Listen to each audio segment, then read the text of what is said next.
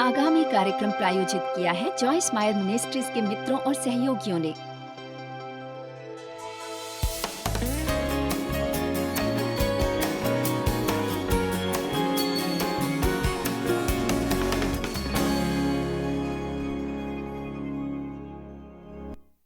यदि आप नकारात्मक, चिड़चिड़े, बुरे रुख वाले, मित्रतापूर्वक न रहने वाले, आलोचक, ईर्ष्यालु हैं, आप जल्द ही रोगी भी बनने वाले हैं।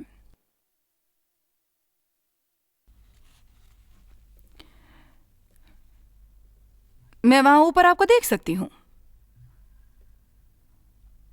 और मैं टीवी के दर्शकों को भी देख रही हूं। कम से कम अपने दिल में तो देख सकती हूं। नीति वचन 17-22 कोई मुझे अपने संबंधी के बारे में बता रहा था जिन्हें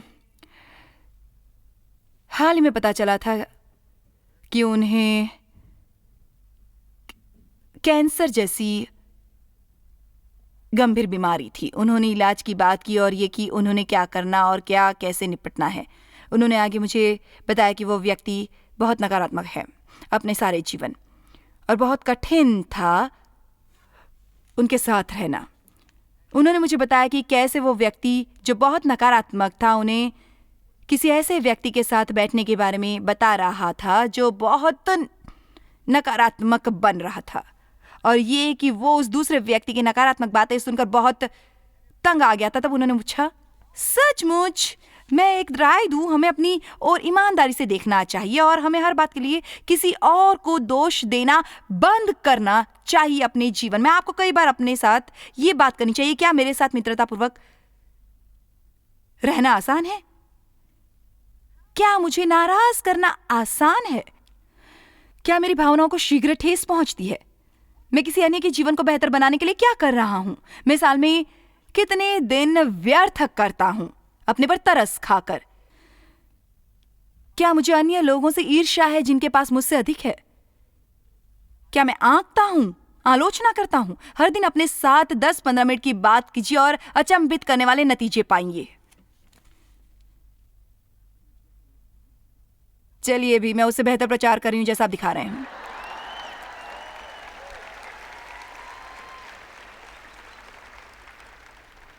ठीक है, नीति वचन 17-22 मन का आनंद अच्छी औषधि है, परंतु मन के टूटने से हड्डियां सूख जाती हैं।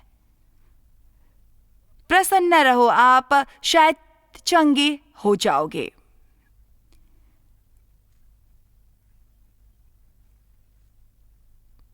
प्रसन्न रहो, आप शायद चंगे हो जाओगे। आपको अधिक हंसना चाहिए। हर बात को इतनी गहराई और गंभीरता से मत लीजिए।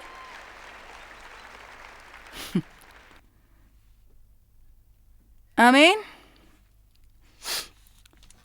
यीशु चंगा करने वाले हैं, और यदि आप यशायाह 53 पढ़ेंगे तो देखेंगे कि उन्होंने हमारे पाप क्षमा किए और हमारे रोग अपने ऊपर लिए। अब मैं कुछ बातें कहने वाली हूं जिन्हें मैं समझाने की कोशिश करूंगी ताकि किसी को उलझन न हो, क्योंकि मैं ऐसा नहीं चाहती। पर बीमारी पाप का नतीजा होती है। ये आवश्यक नहीं कि वो आपका व्यक्तिगत पाप हो, पर दुनिया में बीमारी नहीं थी जब तक मनुष्य ने पाप नहीं किए थे। मनुष्य इतना स्वस्थ था कि शैतान को लगभग 900 साल लगे उसे मरना सिखाने के लिए।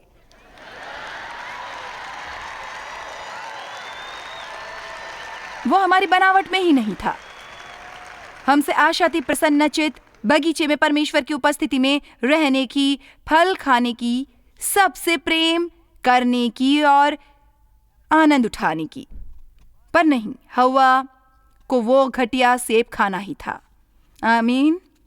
हम जानते हैं कि इस तरह से पाप ने प्रवेश किया और मनुष्य की आत्मिक मौत हुई, और परमेश्वर ने उसी वक्त हमारे उद्धार की योजना बनाई। पर दुनिया में पाप अभी भी फल फूल रहा है, और जहां भी पाप फल फूल रहा होता है वहां पर बीमारियां और जीवाणु और हर प्रकार की घटिया चीज होती है। इसलिए क्योंकि आप इस संसार में ऐसे कई मौके आएंगे जब आपका ऐसे दिन किसी जीवाणु से संपर्क होगा जिस दिन आपकी प्रतिरोधक शक्ति कमजोर होगी। इसलिए यह असंभव है कि हमें कभी किसी प्रकार की समस्या नहीं होगी, क्योंकि हम संसार में है, पर हम संसार पर परमेश्वर पर चंगाई के लिए आशा और विश्वास कर सकते हैं, और हम वो सब कर सकते हैं जो हमें करना चाहिए, ये आश्वस्त करने के लिए कि हम उस बीमारी और जीवाणु के लिए खुला द्वार नहीं है जो शैतान हम पर थोपना चाहता है, कभी भी नहीं।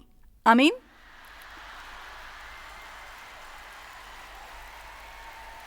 मैं बूढ़ी होने पर भी काफी अच्छा अनुभव करती हूँ।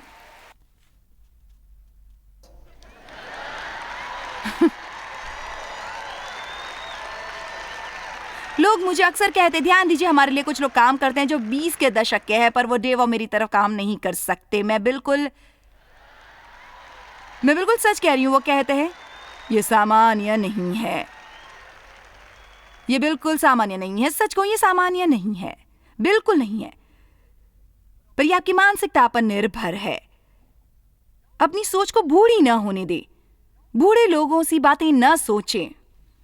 आमीन। शक्तिशाली और सकारात्मक बातें सोचें। आप जितने नकारात्मक बनते हैं उतना ही बदतर महसूस करते हैं। आप जितना कम हंसते हैं उतना बदतर अनुभव करते हैं। आप जितना अन्य लोगों को आंकते हैं और उनकी आलोचना करते हैं उतना ही बदतर अनुभव करते हैं। आप दूसरे लोगों के लिए जितना काम करते हैं जितने अधिक स्वार्थी बनते हैं, आप उतना ही बुरा अनुभव करते हैं। हमारे आनंद और स्वास्थ्य का चोली दामन का साथ है। कितनों को आज ये बात समझ में आ रही है? कितने सहमत हैं कि कई बार हमारी आदत हो जाती है समस्याओं को सहन करना और उनसे सांसारिक तरीके से निपटने की। मैं किसी सांसारिक चीज को नीचा नहीं दिखा रही। मैं यहाँ खड़े होकर आपको दवा देने से मना नहीं कर रही हूँ। मैं ये नहीं कह रही हूँ कि आप डॉक्टर के पास मत जाइए। यदि परमेश्वर आपको वो करने को मना करें, आप उनकी बात जरूर मानिए। मैं आपसे वो करने को नहीं कहूंगी। यदि मुझे उसकी जरूरत हो तो मैं वो करती हूँ, मैं दवा देती हूँ, मैं डॉक्टर के पास जाती हूँ। पर परमेश्वर ने मुझे मेरा दोष बताया है जब मैं उन चीजों पर बहुत निर्भर करती हूँ और मैं स्पष्ट नहीं करती कि मुझे विश्वास है कि मुझे चंगा करने वाले हैं, और ये कि मैं उनसे आशा करती हूँ कि वो मुझे शक्तिशाली, स्वस्थ और ठीक ठाक रखेंगे। बाइबल के अनुसार यहोवा की बाट जोहने वालों की शक्ति का नवीनीकरण होगा। वो बाजू जैसे पंखों के साथ ऊपर उठेंगे। वो भागेंगे पर थकेंगे नहीं, वो चलेंगे पर मूर्छित नहीं होंगे। बाट जोहने का क्या अर्थ होता है? वो जो प्रभु की बाट जोते हैं उसका अर्थ है प्रतीक्षा करना, लालसा करना, आशा करना। मैं परमेश्वर से आशा कर रही हूँ कि वो मुझे शक्ति देंगे और मुझे वो करने के काबिल बनाएंगे जो मैं करती हूँ। यदि परमेश्वर सचमुच चाहते हैं कि मैं ये करूँ, फिर वो नहीं चाहेंगे कि मैं सारी दुनिया में अपने शरीर को घसीट कर ले जाऊं और सारा समय बहुत दुखी रहूं। वो शर्तियां मुझे शक्ति दे रहे हैं उसका आनंद उठाने की जो मैं करती हूँ। आमीन। इसलिए मैं आपसे ये कह रही हूँ कि आप समझौता न करें। मैं लाचार हूँ, मैं हमेशा ऐसे ही महसूस करूंगा। वो सचमुच भयानक है, क्योंकि निष्क्रियता की ये भावना निष्क्रिय व्यक्ति जल्द ही त्याग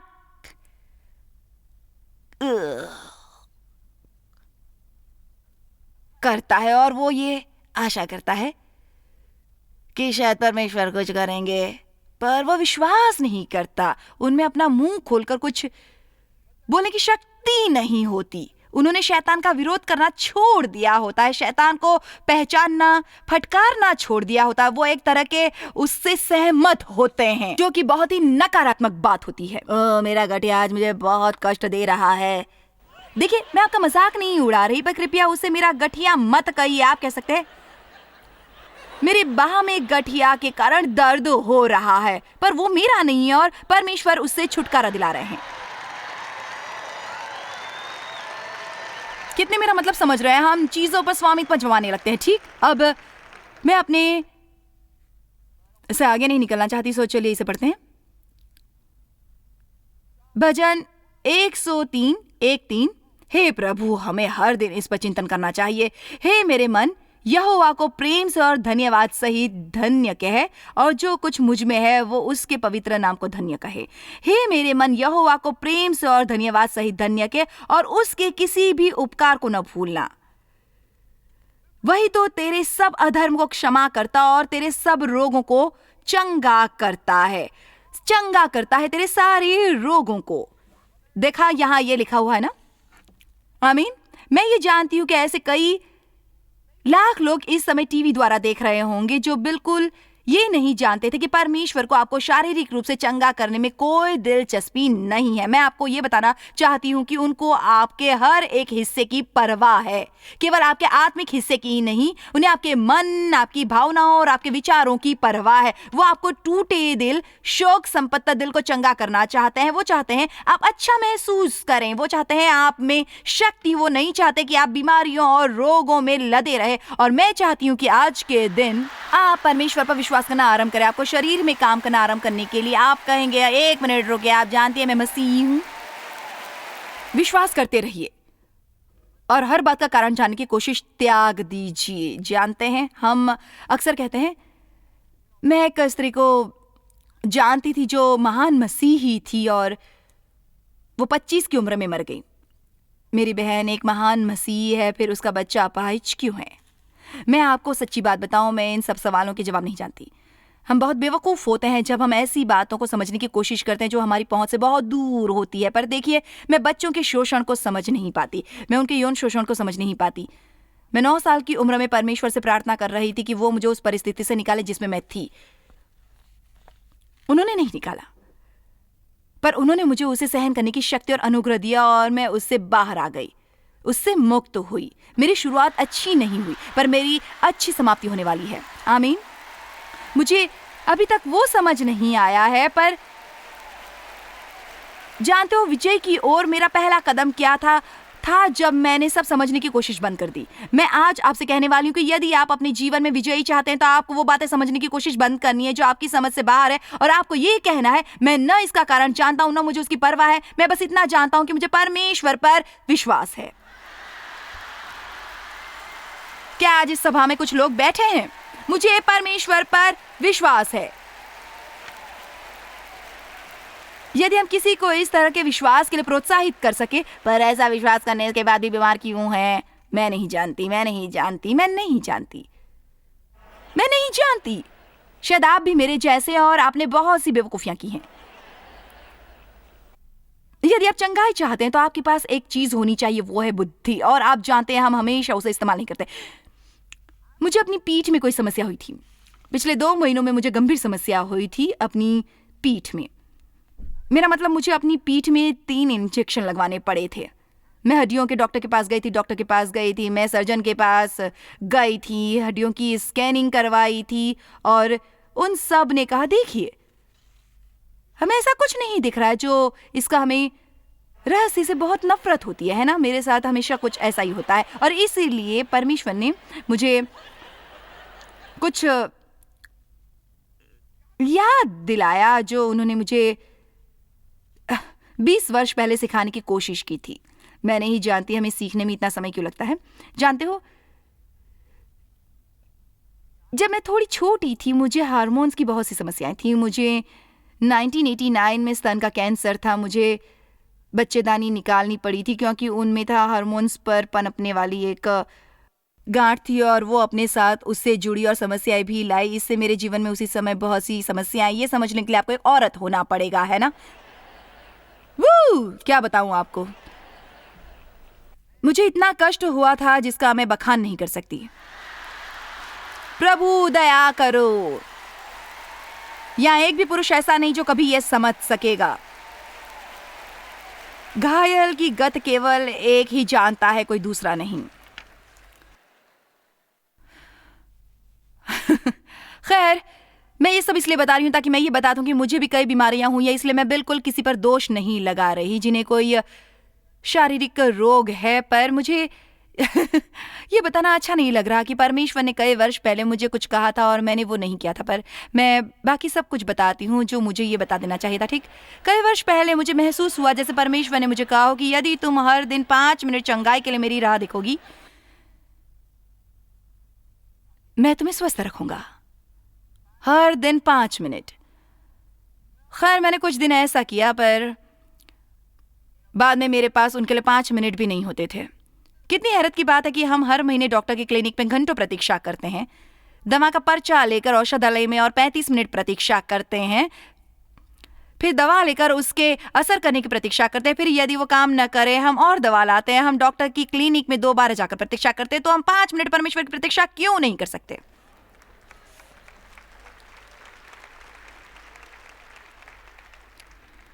अब मेरी पीठ लगभग 90% ठीक है और मुझे कुर्सी की आदत पड़ गई है, सो मैं इसे रखने वाली हूँ। पर मुझे शायद पागलों की तरह इधर उधर भागने की कोई आवश्यकता नहीं है। मुझे ज़रूरत है थोड़ा आराम करने की। पर आप समझ गए हैं ना, पहले मुझे पीठ और पाँव में तकलीफ होती थी। मेरा मतलब मैंने अपने पाँव से कड़ी खाल हटवाई, अंगूठे के जोड़ की सूजन का इलाज करवाया। मैं ज़्यादातर दिसंबर में कॉन्फ्रेंस नहीं करती क्योंकि वो सभाओं के लिए अच्छा महीना नहीं होता। इसीलिए किसी समय हम दिसंबर को ऑपरेशनों का महीना बुलाते हैं,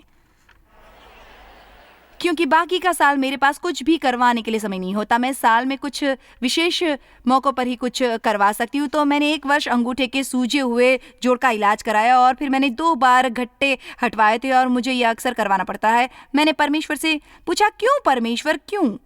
मैं सुसमाचार का प्रचार करती हूँ और लोगों की मदद करती हूँ और मैं वो सब करने की कोशिश करती हूँ जो सही है परमेश्वर। फिर ऐसा क्यों होता है परमेश्वर, क्यों होता है? मैं सब कुछ करती हूँ, फिर मेरे साथ ऐसा क्यों होता है, क्यों? थोड़ा पीछे जाते हैं। क्या कोई सुन रहा है? अच्छा, तो हम बहुत वर्ष पीछे की ओर जाते हैं। मैं अपनी पहली सभाओं में से एक में थी जब मैं अभी सेंट लुइस के गिरजे में काम करती थी। वो केवल स्त्रियों की सभा थी और एक प्यारी सी बूढ़ी औरत ने मुझे कहा, मैं आपको परमेश्वर की ओर एक वचन देना चाहती हूँ। उसने कहा, यहोवा का वचन है कि यदि तुम ये सैंडल पहनने बंद नहीं करोगी जो तुमने पहने हैं, वो 3 इंच की नुकीली एड़ी वाली सैंडल, मैं उनमें जी रही थी वर्षों से। उनमें कई कठोर मंचों पर मीलों चली थी। क्यों? सुंदर दिखने के लिए। हम सभी ऐसा करती हैं, है ना? तो यहोवा का वचन है कि यदि तुम ये सैंडल पहनने बंद नहीं करोगी तो तुम्हें अपने पाँव में बहुत सी समस्याएं हो सकती हैं। तो मैं अहंकार में मैं इस तरह सोचने लगी, ये औरत तो बहुत प्यारी है पर इसने शायद कभी ऐसे प्यारे सैंडल नहीं पहने होंगे। ओह चलिए भी ऐसा व्यवहार मत कीजिए जैसे आपने कभी ऐसा नहीं किया। मैं आपको ये बताना चाहती हूँ, मैं वो सैंडल उतारना नहीं चाहती थी। और जब हम कुछ करना नहीं चाहते तो हमारा सुनना चयनात्मक हो जाता है। तब हम दूसरे की बात को अनसुना कर देते हैं। सो मैंने सैंडल नहीं उतारे, मैं चुभन कदमी करती रही। हम महिमा और आराधना करते, मैं जोश में उछलती। अब जानते हैं ये सब करने से पीठ दुखने लगती है, पाँव दुखने लगते हैं। कई बार मेरे पाँव इतने दुखते थे कि मैं आपको बता नहीं सकती। मैं रात को अपने कमरे में लौटती तो मेरी रुलाई छूट जाती थी। मैं एक बात कहूँ, वो निहायत मूर्खता की बात थी। मेरा मतलब, मैं नए सिरे से जन्मी थी। मेरा पवित्र आत्मा में बपतिस्मा हुआ था। मैं सुसमाचार का प्रचार कर रही थी, पर मैं आपको ये बताने आई हूँ कि वो मूर्खता थी। आमीन, ये मूर्खता थी, ठीक है? और अब मुझे समस्याएं हैं, पर क्या इसका मतलब यह है कि परमेश्वर मेरी मदद नहीं करेंगे और मुझे चंगा नहीं करेंगे? नहीं, वो करेंगे, पर मुझे मूर्खता करते नहीं रहना है। इसलिए यदि आपको चंगाई की आवश्यकता है तो सबसे पहले आपको मूर्खता त्यागने का वादा करना होगा।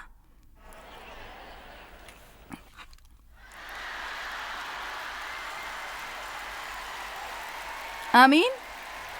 अब अच्छा, तो अब मेरी पीठ की कुछ मांसपेशियों को आवश्यकता है ताकतवर बनने की। मैंने गलत वालियों को इस्तेमाल करके गलत वालियों को शक्तिशाली बनाया है और दूसरी मांसपेशियों अब कमज़ोर हैं, सो उसका उपचार हो रहा है। वो कहते हैं कुछ भी उठाना हो तो पीठ सीधी रखकर, और मैं जीवन भर कमर से झुकती रही हूँ कुछ उठाने के लिए। और डेव मुझे कहने की कोशिश कर रहे थे, 20 सालों से इस तरह से चीज़ें मत उठाओ, तुम्हें इस तरह। मैं सोचती, मूर्ख, क्या मुझे कोई समझ रहा है? कोई यहाँ है जो समझ रहा हो मुझे? हाँ, तो सबसे पहले हमें मूर्ख के लिए पश्चाताप करना है।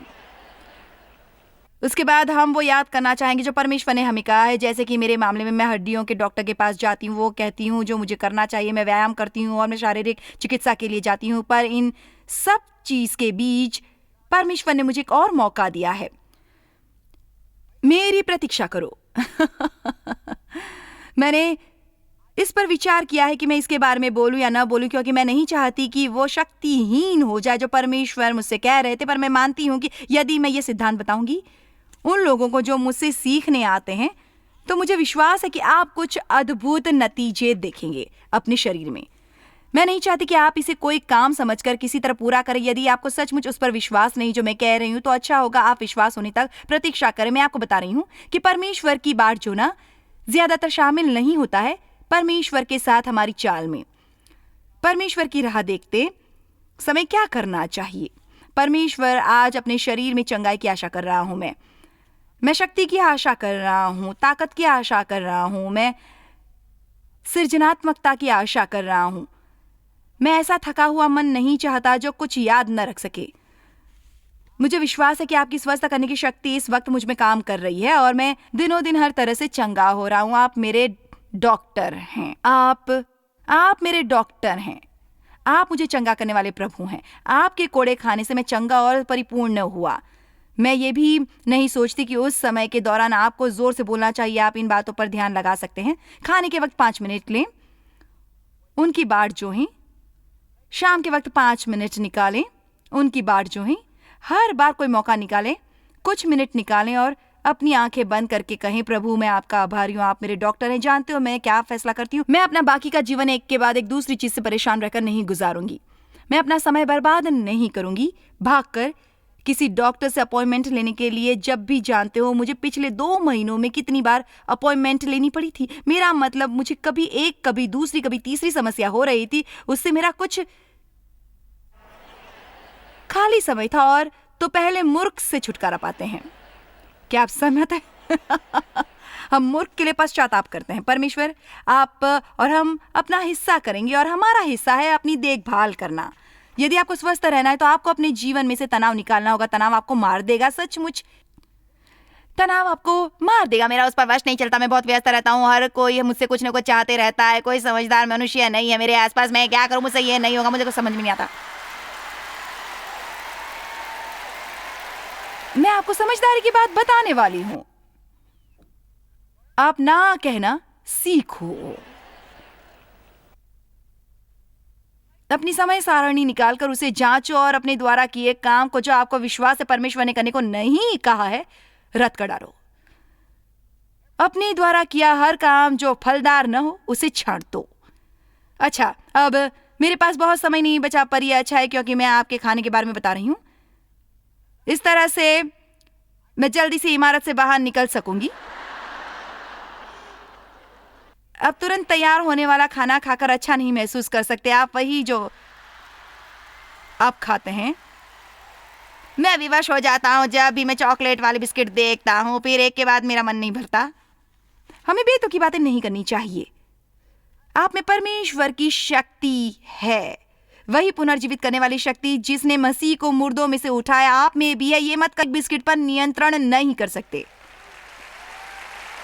यदि आप चाहो तो एक खा सकते हो, कोई पाबंदी नहीं है। आपको कभी कभार एक बिस्किट खा लेना चाहिए। मेरी किताब eat the cookies by the shoes का यही तत्व है। पर यह मत कहिए एक से मेरा मन नहीं भरता, उससे आपका अच्छा नहीं होगा।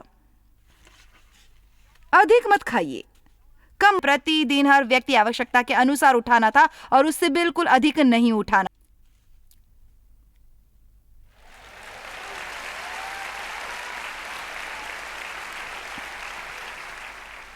हमें कभी कभार खाने के लिए मीठी वस्तु खानी चाहिए, प्रतिदिन नहीं। मिठाइयाँ खाने में कोई बुराई नहीं है, ठंडे पेय पदार्थ पीने में कोई बुराई नहीं है, एक चॉकलेट खाने में कोई बुराई नहीं। पर यदि आप हर दिन वो खाने वाले हैं, फिर आपको उसका नतीजा भुगतना पड़ेगा। आपका वजन शायद उससे अधिक होगा जितना आप चाहते हैं, चाहे आप उन बिल्कुल दुबले पतले लोगों में से हो जो बहुत खाकर भी पतले रहते हैं। इसका यह मतलब नहीं कि आपको कोई समस्या नहीं होगी। मैं मानती हूं कि हमें अच्छा महसूस करना चाहिए। मैं नहीं समझती कि हम ठीक से प्रार्थना भी कर सकेंगे यदि हम हर वक्त बुरा अनुभव करेंगे। इसके अलावा जब हम हर वक्त बुरा महसूस करते हैं, हम चिड़चिड़े और बदमिजाज होते हैं और किसी के साथ मित्रतापूर्वक नहीं रह सकते और आत्मा के फल द्वारा नहीं चलता। हमें परमेश्वर की खातिर स्वस्थ होना है। आमीन।